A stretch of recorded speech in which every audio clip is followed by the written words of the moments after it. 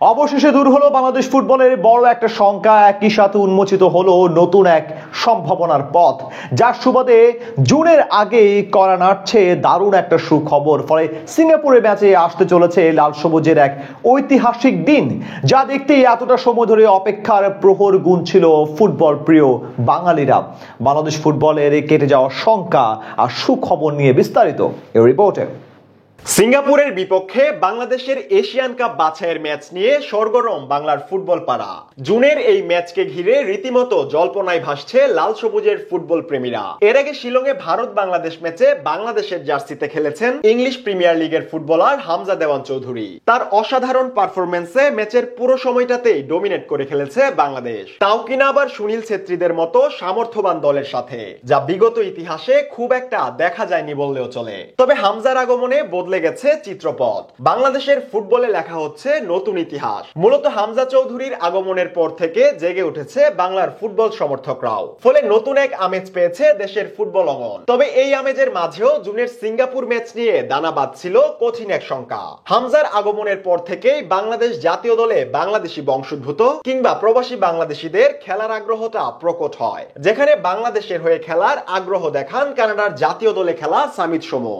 যদিও সামিতকে বাংলাদেশের হয়ে খেলতে দেখার জন্য আরো বহু আগে থেকেই অপেক্ষার প্রহর গুনছিল ভক্তরা। তবে এবার সামিতের আগ্রহের পর বাফুফের তরফ থেকে সবকিছু বেশ দ্রুত গতিতেই আগাচ্ছিল, কেননা জুনের ম্যাচেই বাংলাদেশের জার্সিতে অভিষেক ঘটাতে চান সামিত। আর বাফুফে তো আরো আগে থেকেই মুখিয়ে। সামিতের জন্ম নিবন্ধন থেকে পাসপোর্ট সবকিছুতেই বাফুফে কর্তাদের সর্বোচ্চ সহযোগিতা এবং দ্রুত নিষ্পত্তির মনোভাবও ছিল প্রশংসা পাওয়ার মতো।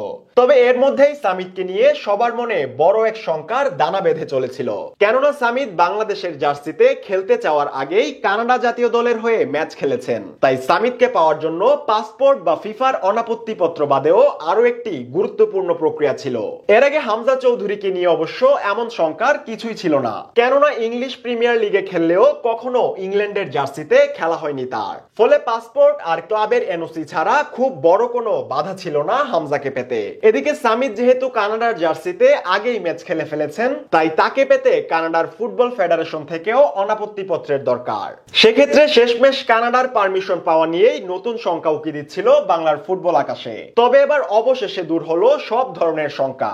কানাডার ফুটবল ফেডারেশন থেকে আজই ছাড়পত্র মিলেছে সামিতের। ফলে বাংলাদেশের হয়ে খেলার জন্য আর কোনো বাধাই থাকছে না সামিতের সামনে।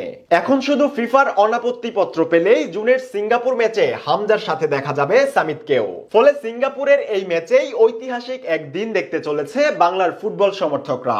এছাড়া এই ম্যাচের আলোচনায় আছেন ফাহমিদুল কিংবা কিউবা মিচেলরাও, যেখানে জুনের এই ম্যাচেই ফাহমিদুলকে খেলাতে চায় বাফুফে কর্তারা। এমনকি কোচ হাভিয়ের কাবরেরার সাথেও এ নিয়ে আলোচনা করেছে বাফুফে। ফলে তাকেও দেখা যেতে পারে হামজা সামিতদের সাথে। তাই নিঃসন্দেহে এক ঐতিহাসিক দিনেরই সামনে দাঁড়িয়ে লাল সবুজের বাংলাদেশ।